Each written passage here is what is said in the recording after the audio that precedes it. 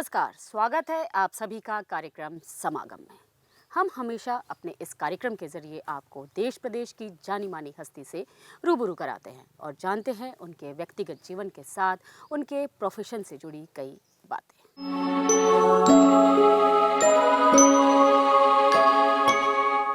आज हमारे कार्यक्रम की शख्सियत है आदित्य बिरला ग्रुप के प्रेसिडेंट श्री नितिन मथुरिया जी। स्वागत है सर आपका हमारे इस कार्यक्रम में। और सबसे पहले आपको हम बधाई देना चाहते हैं कि आप इस प्रोजेक्ट से जुड़े और आप बापूजी के जो कार्यों को पूरे देश में, पूरे विदेशों में जाकर लोगों को उनके बारे में बता रहे हैं। मैं आदित्य बिरला ग्रुप के साथ पिछले 33 वर्षों से हूँ। अक्टूबर 2020 में श्रीमती राजेश्री बिरला, जो हमारे वर्तमान चेयरमैन श्री कुमार मंगलम बिरला जी की माता हैं और हमारे आदित्य बिरला ग्रुप के कॉरपोरेट सोशल रिस्पॉन्सिबिलिटी के अध्यक्षा हैं, उन्होंने मुझे बताया कि अपने ग्रुप में जो आदित्य बिरला का eternal Gandhi and special projects है, इसका नेतृत्व अब मुझे करना है। तब से मैं इस प्रोजेक्ट में जुड़ा। इस प्रोजेक्ट का मेन पर्पज़ ये है कि हम न सिर्फ देश बल्कि विदेशों में गांधी जी के लिए इंटरैक्टिव डिजिटल मल्टीमीडिया म्यूज़ियम स्थापित करें और उसके ज़रिए लोगों में एक नए तरीके से गांधी जी के जो मूल्य थे, उनकी जो वैल्यूज़ थी, वो प्रोपोगेट करें। तो लेकिन हम आदित्य बिरला ग्रुप की बात करें तो वो मैन्युफैक्चरिंग में है, टेक्सटाइल्स में है और कंस्ट्रक्शन बिजनेस में है। तो इस तरफ उनका झुकाव कैसे हुआ? बापूजी के विचारों को लोगों तक पहुंचाने की तरफ वो कैसे आगे बढ़ रहे हैं? ये आपने बहुत सही प्रश्न किया। दुनिया में ये सर्वविदित है कि गांधी जी और बिरला जी के बीच में एक बहुत ही अंतरंग रिश्ता था। हमारे ग्रुप के जो करंट चेयरमैन के जो ग्रेट ग्रैंडफादर परदादा थे, श्री जी बिरला, घनश्याम दास जी बिरला, वो गांधी जी के बहुत बड़े फॉलोअर, उनसे काफ़ी प्रभावित थे। जब भी वो दिल्ली आते थे तो बिरला जी के घर में रहते थे। ये वास्तविकता है कि गांधी जी ने अपने जीवन के आखिरी 144 दिन उनके दिल्ली स्थित घर में बिताए और उनकी हत्या उसी घर में हुई सन 1948 में। तब से देश को गांधी जी के बारे में बताने के लिए किसी एक ऐसे व्यक्ति विशेष या एक ऐसे उद्योग की ज़रूरत पड़ी कि जो गांधी जी के बारे में बता सके। उसके दो एलिजिबिलिटी क्राइटेरिया कहे जा सकते हैं कि एक, जिस समूह के पास में ऑब्वियसली फाइनेंशियल ताकत हो जो ये खर्च कर सके, और दूसरा जो गांधी जी के बारे में सही सही जानकारी रखते हो।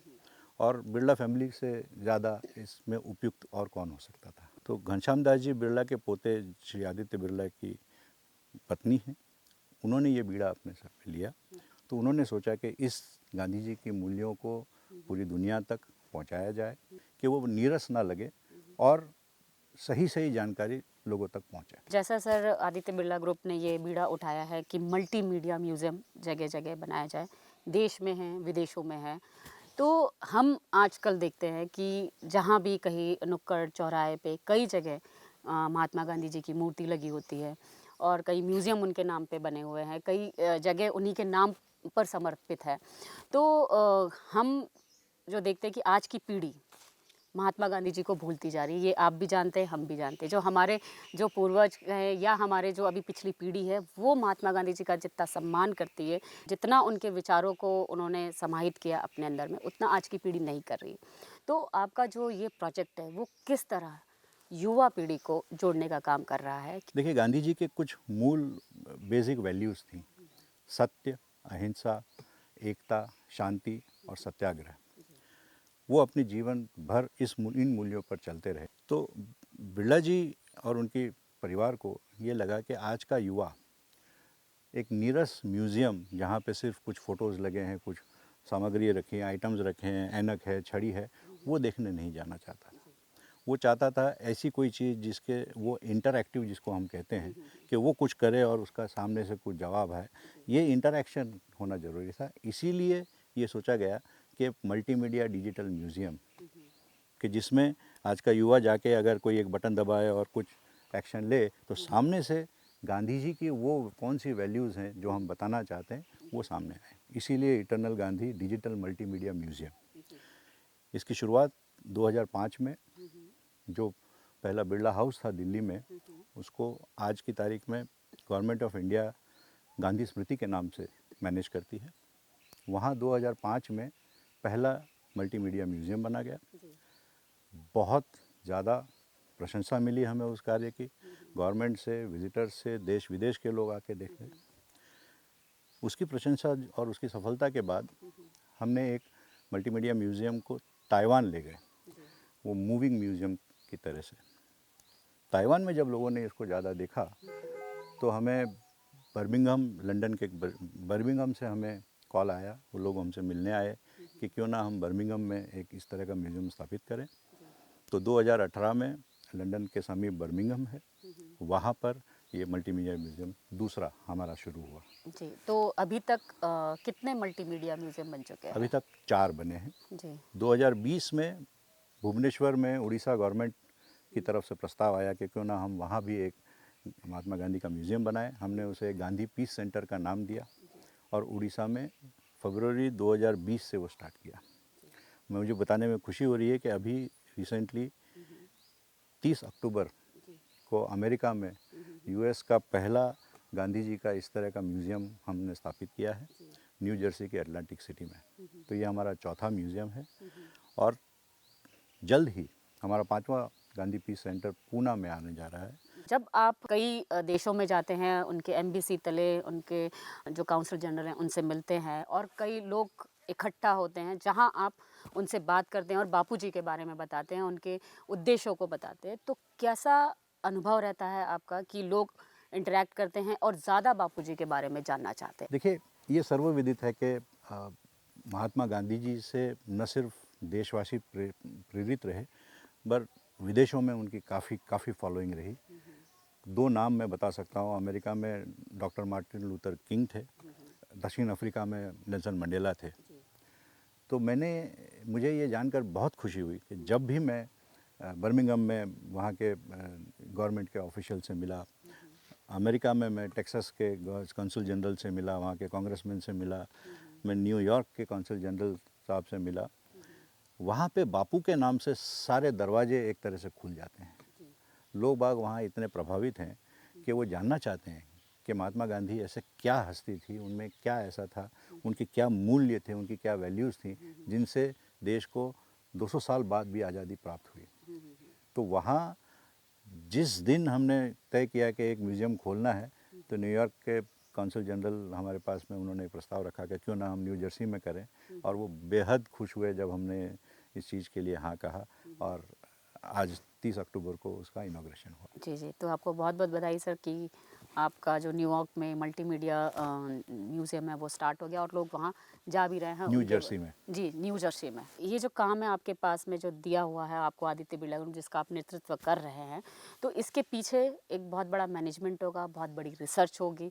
तो उसके बारे में आप बताइए कि किस तरीके से आप रिसर्च करते हैं कि सही जानकारी लोगों तक पहुँचे? हम जो म्यूज़ियम बनाते हैं उसमें एग्जिबिट्स रखते हैं। जिस तरह से म्यूज़ियम तो एक शरीर है, उसकी जो आत्मा है, रूह है, वो एग्जिबिट्स होते हैं, जो मल्टीमीडिया एग्जिबिट्स होते हैं।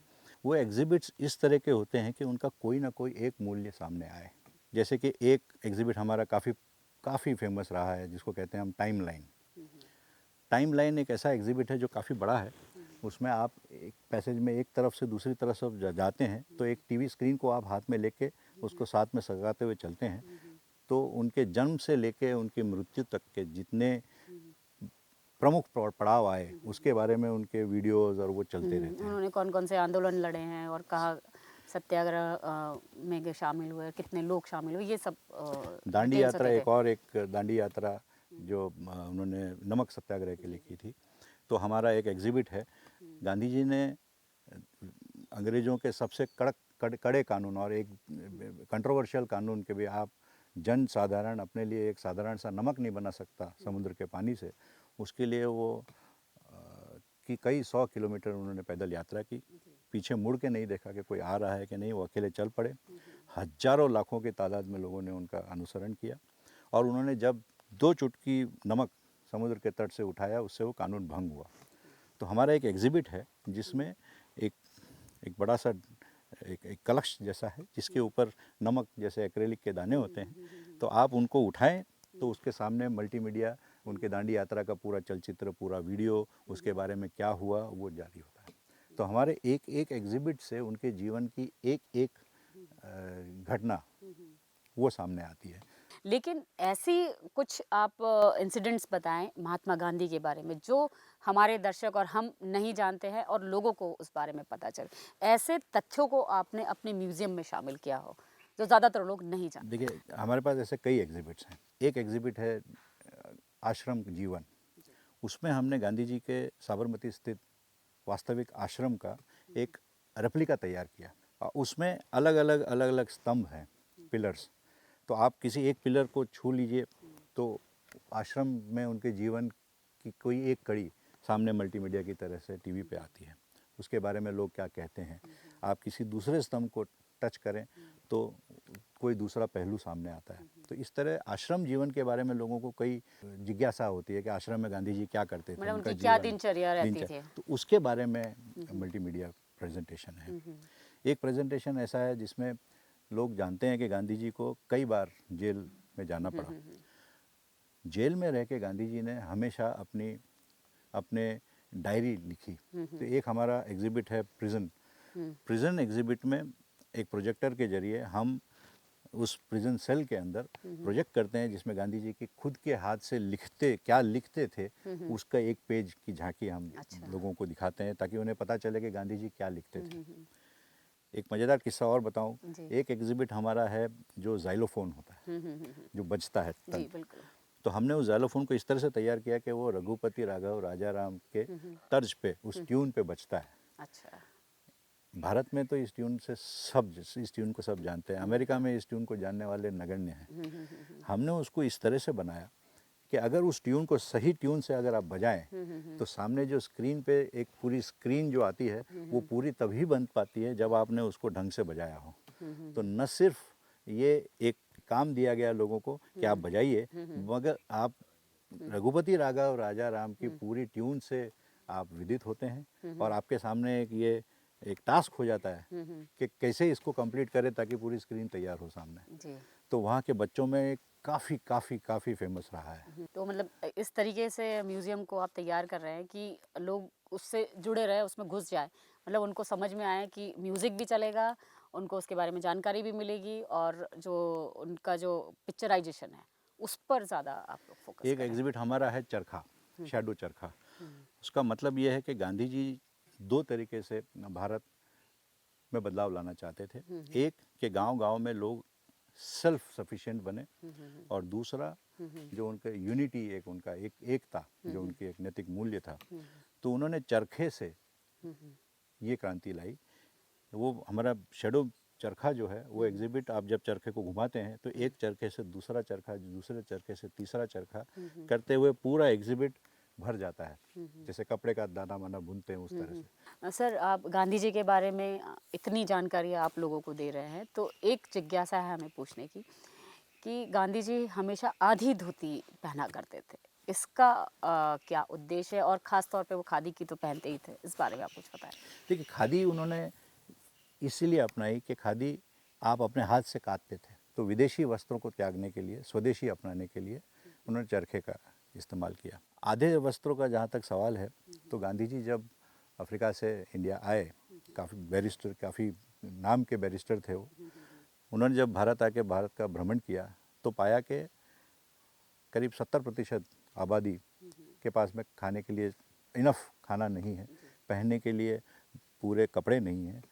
तो उन्होंने ये सोचा कि अगर मैं आधे कपड़े पहने लगूँ, आधी धोती पहनूँ, वो भी खादी की अपने हाथ से काती हुई, तो उससे काफ़ी कपड़ा बचता है।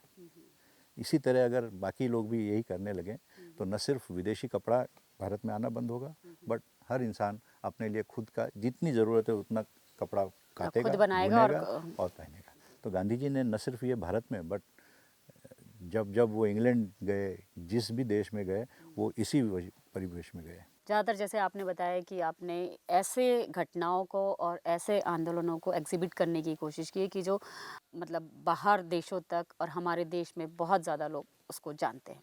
लेकिन मेरा क्वेश्चन ये है कि ऐसी भी कोई इंसिडेंट आपने बताया है जिसमें जो अंग्रेज़ है वो उन्होंने गांधी जी पर अत्याचार किया, उनके आंदोलनों को दबाने की कोशिश की हो, और जो हमारे लाठियाँ भी बरसाई है उन्होंने हमारे स्वतंत्रता संग्राम सेनानियों पर, तो इस पर भी कोई ऐसा एग्जिबिट आपने तैयार किया है? देखिए, ऐसा मल्टीमीडिया एग्जिबिट तो नहीं तैयार किया, मगर हम अब वो बनाने जा रहे हैं।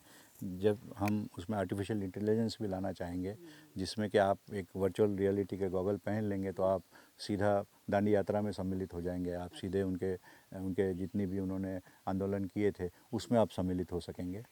हमारे एक दो एग्जिबिट हैं, जैसे जेल का जो हमने बताया, प्रिजन सेल, वो ये दर्शाता है कि उन्होंने अंग्रेज़ों से लड़ने का एक बहुत ही नायाब तरीका ढूंढा।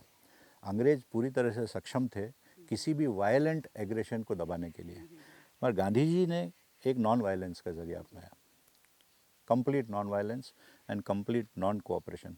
अंग्रेज़ों के पास में कोई रास्ता नहीं था इस तरह के आंदोलन को दबाने का। They were not prepared for this. तो हमारा एक एग्जिबिट ये है जो प्रिजन सेल दिया कि उन्होंने किसी भी तरह के आंदोलन में अपने आप को गिरफ्तार करवाने के लिए कभी मना नहीं किया, वो गिरफ्तार हुए हर बार। एक एग्जिबिट हमारा ऐसा है कि जिसमें यूनिटी के बारे में, कि बच्चों को यूनिटी कैसे हुई उसके बारे में दिखाने का एक बहुत सिंपल सा एक्सपेरिमेंट हमने किया साइंस का, कि एक स्तंभ बनाया और उसके इर्द गिर्द 2 हमारे वॉलेंटियर हैं जिन्होंने एक विशेष पॉइंट पे हाथ रखा हुआ है ज़मीन पे, और वो एक दूसरे का हाथ पकड़ के जब उस घेरे को पूरा करते हैं, जब एक पूरा कनेक्शन होता है तो वो प्रज्वलित हो जाता है। वो ये दर्शाता है कि किस तरह से सारा भारत एकजुट हुआ, जो यूनिटी हुई उससे प्रकाशमान हुआ, उससे हमें हमारी आज़ादी मिली। हाँ, मतलब एकता में ही ताकत एकता में होती ही है, ताकत। ये बताने की कोशिश की। लेकिन क्या ये जो प्रोजेक्ट है ये कॉर्पोरेट सोशल रिस्पॉन्सिबिलिटी के अंतर्गत आता है, या आपको कोई स्पॉन्सरशिप बाहर से मिलती है जिसको आप लोगों तक पहुंचा रहे हैं? हम ये किसी बाहर का स्पॉन्सरशिप नहीं करते, ये हमारा बिरला जी के परिवार का ही है। दरअसल बिरला ग्रुप के जितने भी मैन्युफैक्चरिंग प्लांट्स हैं ये इंटीरियर्स में हैं, देश में और विदेश में।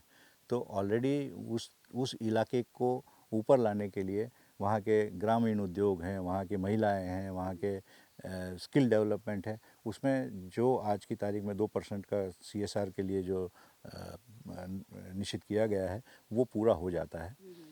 वो नहीं होता तो यकीनन ये कॉर्पोरेट सोशल रिस्पॉन्सिबिलिटी के तहत ही जाता, मगर इसको हम खर्च नहीं मानते। यहाँ एक छोटा सा ब्रेक लेते हैं और इस ब्रेक के बाद हम जानेंगे कि आप जिस प्रतिष्ठित ग्रुप से जुड़े हुए हैं उसके बारे में, कि वो किस तरह और कौन कौन से ऐसे प्रोजेक्ट्स और ला रहे हैं जिस पर आप काम करेंगे।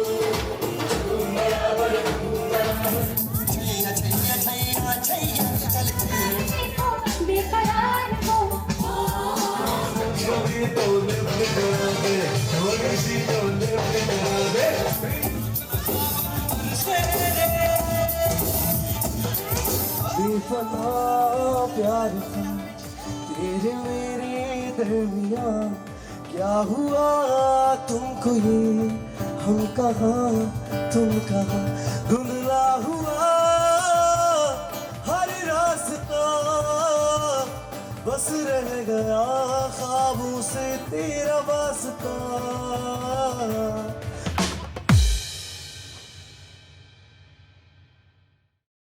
तो सर ब्रेक के बाद आपका बहुत बहुत स्वागत है। और सर हम जानना चाहते हैं कि जैसे आदित्य बिरला ग्रुप की बात करें या टाटा ग्रुप की बात करें, जिन्हें हम अपने बचपन से देखते आए, या जब से मैंने होश संभाला तब से देखा है कि कई ऐसी चीज़ें हैं रोज़मर्रा की चीज़ जो आदित्य बिरला ग्रुप से आती है, टाटा ग्रुप से आती है। तो कैसे इन्होंने अपनी इस प्रतिष्ठा को बनाए रखा बिना किसी कंट्रोवर्सी में रहे, इस बारे में हम जानना चाहेंगे। बिल्कुल सही बात है। हमने भी हमारे बचपन से ये सुना था कि भारत में टाटा और बिरला के नाम से ही समूहों को जाना जाता था। यकीनन आज कई ऐसे और औद्योगिक समूह आए हैं, बहुत कॉरपोरेट ग्रुप्स आए हैं, बट टाटा और बिरला ग्रुप का नाम आज भी काफ़ी इज्जत से लिया जाता है। उसका कारण सिर्फ एक है कि टाटा बिरला, खास करके मैं बिरला जी के बारे में कहना चाहूँगा कि उन्होंने अपने नैतिक मूल्यों को कभी नहीं जाने दिया, और अपने जो भी बिज़नेस की ग्रोथ रही वो अपने वैल्यूज़ के अंतर्गत ही रही। उनकी ग्रोथ कोई बहुत ज़्यादा फास्ट नहीं रही थी, बहुत ज़्यादा डायनामिक नहीं किया था, एक Orthodox sort of a growth थी। बट ये भी सही है कि अपने वैल्यूज़, मैं उन वैल्यूज़ के बारे में बताना चाहूँगा। इनकी 5 कोर वैल्यूज़ हैं हमारी: इंटीग्रिटी, पैशन, स्पीड, सीमलेसनेस और कमिटमेंट। ये 5 वैल्यूज़ के अंतर्गत अपने बिजनेस का ग्रोथ किया। आज जो इज्जत बनी हुई है, जो हमारी कंट्रोवर्सीज से रहित हमारे बिजनेसेस हैं, उनका कारण सिर्फ ये है कि चेयरमैन ने एक तरह से मैसिव डेलीगेशन जो दिया हुआ है कंपनीज चलाने का अपने बिजनेस डायरेक्टर्स को, उसका मूल मंत्र है कि अपने कमिटमेंट, अपने वैल्यूज़ को कभी जाया ना जाने दें। अपने जो भी बिजनेस है वो अपने वैल्यूज़ के अंतर्गत करें। इसके साथ में आपका एक जो पर्पस है वो देश की सेवा करना भी है, क्या आप सोचते हैं आप इस देखिए, बारे में? कोई भी देश अपने उद्योगों और इंडस्ट्रीज़ के बगैर नहीं संपन्न हो सकता। जिस देश की इंडस्ट्री संपन्न हुई उस देश में प्रगति हुई है, और उसी देश में धन संपदा बढ़ी है, लोगों का सुख सामर्थ्य उसी से बढ़ा है। तो मैं ये कहना चाहूँगा कि इंडस्ट्री अगर बढ़ती है वो देश के लिए सबसे बढ़िया है। अब लेकिन मैं जानना चाहूँगी आपके व्यक्तिगत जीवन के बारे में, कि आपने जैसे शुरुआत में ही मुझे बताया कि आप 33 इयर्स से इस ग्रुप से जुड़े हुए हैं। तो और हम आज की जनरेशन को देखते हैं कि वो कुछ ही साल में, 1 या 2 साल में स्विच कर देते हैं कि दूसरा ग्रुप ज्वाइन कर लिया। लेकिन उनका स्विच जो वो कर लेते हैं, और जैसे आपने स्विच नहीं किया है, 33 इयर्स से आपका जो एक ऐसा रिलेशन बन गया आपके ग्रुप के साथ में। तो इस बीच का आप हमें बताइए कि आपने क्या खोया, क्या पाया, और जो हमारी जो नई जनरेशन जो बार-बार स्विच करती है, वो क्या खोती है और क्या पाती है? इस बारे में आप बताइए। देखिए, मैं एक मैनेजमेंट ग्रेजुएट हूँ, और कई वर्षों तक मुझे मेरे इंस्टीट्यूट के जितने भी मेरे संगी साथी थे वो मुझे अपने इंस्टीट्यूट का ब्लैक शीप मानते थे कि ये अकेला ऐसा बंदा है कि जो किसी और ग्रुप के लायक ही नहीं है, अच्छा। इसीलिए वो 33 साल से। एक ही जगह मैंने पर। ये माना कि अगर आप किसी एक समूह से जुड़ते हैं तो न सिर्फ आप अपना ग्रोथ करते हैं, बट आपके ग्रुप का जो मिशन है वो आपके जीवन के मिशन से जुड़ जाए तो फिर बदलने की ज़रूरत नहीं पड़ती। इंसान क्यों बदलता है? 2 कारणों से।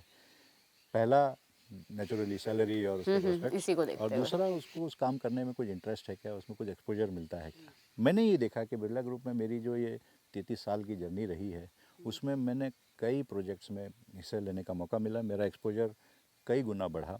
मैंने international marketing, domestic marketing, import export, commodity trading, यहाँ तक कि कुछ 2 वर्षों के लिए एंटरटेनमेंट डिवीज़न में टीवी सीरियल्स वो भी बनाए।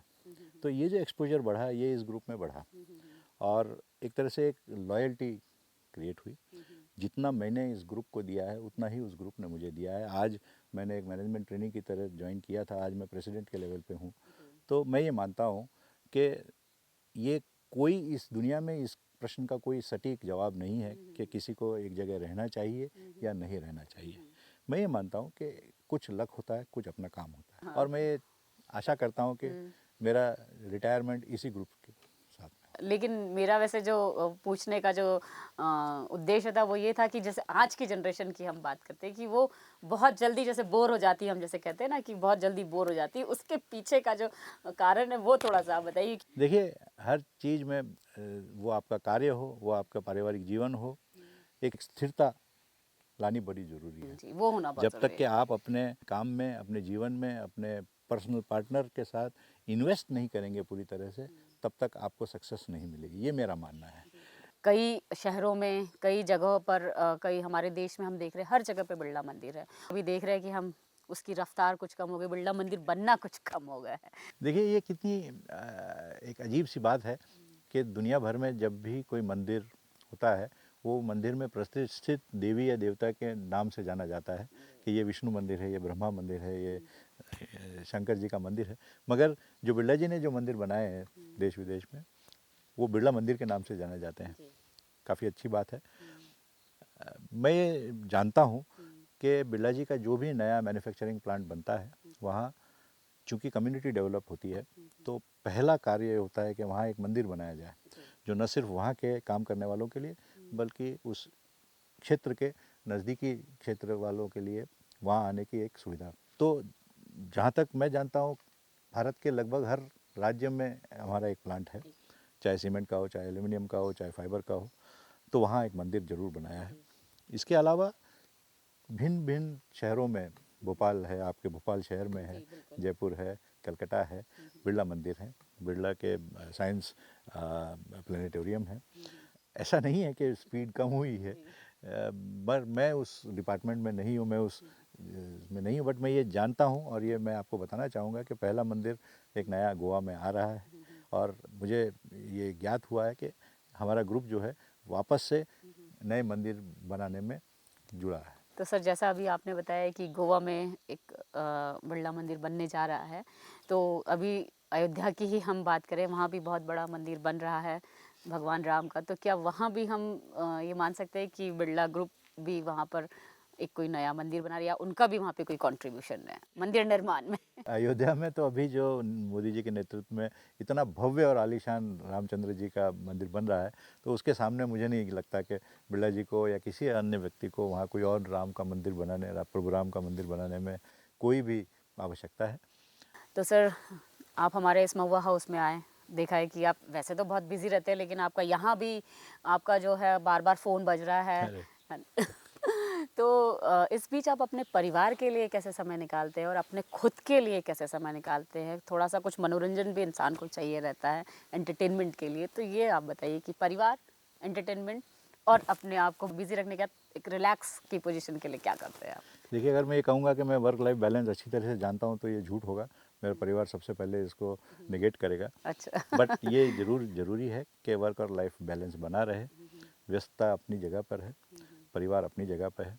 हम अपने परिवार के लिए काम करते हैं, तो ज़रूरी नहीं है कि आप पूरा समय उनके साथ में बिताएं, मगर जितना भी वक्त बिताएं, उनके बारे में उनको कोई ज़रूरतें हैं, उनकी कोई, जैसे मेरी एक बेटी है, उस बेटी के क्या शौक़ हैं, मेरी वाइफ है, उसके क्या पर्सनल हैबिट्स हैं, हॉबीज़ है, उसमें अगर थोड़ा सा टाइम साथ में बिता पाया तो खुशी होती है, उन्हें भी होती है और मुझे भी।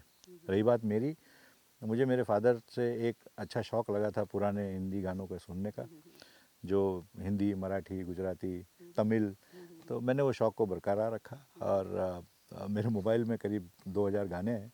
मैं बस वही सुनता रहता हूँ। मेरे घर से ऑफिस जाता हूँ, मेरे फ़्लाइट में मैं अपने पुराने गाने सुनता हूँ। Although to the consternation of my daughter, वो इतने ज़्यादा पुराने गानों से काफ़ी बोर भी हो जाती है कभी कभी, मगर मैं ये मानता हूँ कि वो जो हमारे देश में स्वर्णिम काल था म्यूज़िक के लिए, वो आगे बढ़ना चाहिए। तो सर, आपका बहुत बहुत धन्यवाद, आप हमारे इस कार्यक्रम में आए और आपने अपने ग्रुप के बारे में, आपने गांधी जी के बारे में जो आप काम कर रहे हैं उस बारे में आपने बहुत सी चीज़ें बताई। धन्यवाद, बहुत बहुत। तो आज के कार्यक्रम में बस इतना ही। अगले हफ्ते हम फिर हाजिर होंगे किसी और नई शख्सियत के साथ। तब तक मुझे और मेरी पूरी टीम को दीजिए इजाज़त। नमस्कार।